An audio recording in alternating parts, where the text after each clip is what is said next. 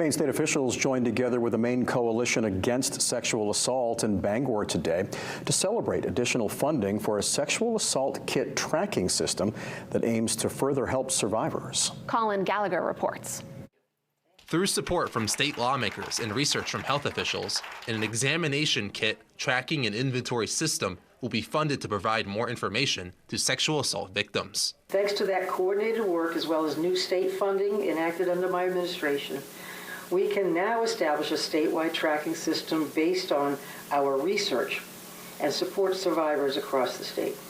Governor Mills joined other officials to celebrate $267,000 from the state's supplemental budget going to support the bill negotiated in advance by local lawmakers. Those negotiations were careful, deliberate, and transparent. The result, a supplemental budget that included funding for LD 1816, passed with unanimous support. It is my sincere hope that this new law will make a difference for survivors and encourage them to come forward. Through this budget, we're sending a message to survivors across Maine that we see you, we hear you.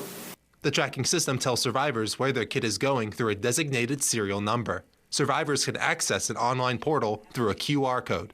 In the same way that any of us order something online and then want to check exactly where it is or when we can expect it to be delivered, this technology works just like that. It's basically a package tracker.